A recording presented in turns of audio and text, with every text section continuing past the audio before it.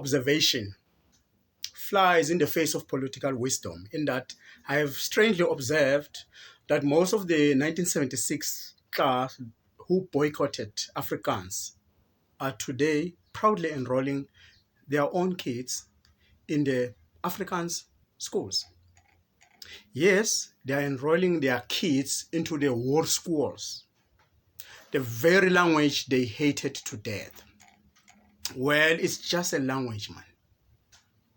And maybe it is offered in a different circumstance by different educators.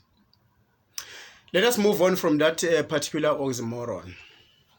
Anyway, the Lihleni schools or the hoerskools are not for everyone, since they come at a price. That ensures exclusive mandates to their clients and subsequently their learners. Majority of us are left in the holding cells, that is the no-fee school. I might be wrong, but the township school is our holding cell, till Lotto come their way, or to that few families that will emerge from their situation economically. The South African Schools Act 84 of 1996 stipulates that the governance of a particular school is vested in its governing body. That said, now we need to appreciate a number of developments that we've seen. We've seen that the key challenge is to ensure the coherence, alignment, implementation of the various provisions that are embodied within these responsibilities. For argument's sake, have you ever heard of SGB members argue about a strategy to attract good teachers? Actually, is there a thing as a good teacher in a township school or no-fee school? Bear in mind that there is a high correlation between good educators and good passes. That said, the negative argument appears equally persuasive. So then it is a fact that without delay, these particular discussions are the type of discussions that parents need to have with their SGBs or school governing bodies prior to them taking their kids to the so-called better school or town school or suburban school or former model school. I must comment about an unnecessary traffic that is taking place among our learners in early mornings.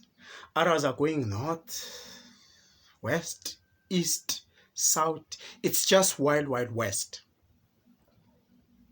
If you ask, why is this kid not enrolled in a school around the corner? You'll hear things like, kids of that school are rude, indisciplined. That hourly response begs asking, does the school parent kids lately? Or am I missing something?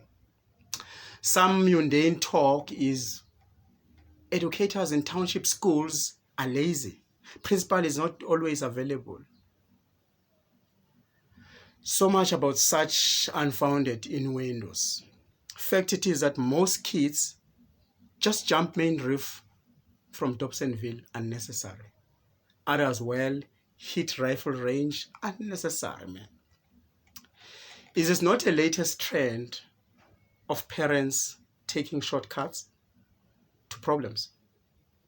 I mean, what would happen to that school when all families start to afford Kuro holding schools? Township school buildings will be empty and they will start to harbor criminals. Now, that will also be another problem for the very same parents. Will now this parent that is used into taking shortcuts leave their house to go to suburbs? As you can see that shipping out school learners from the no-fee schools to town schools is not one sustainable and is not a solution to our challenges. Now, what can we do? Before we even attend to the aspect of what needs doing, this aspect is also revealing our sad state of social capital.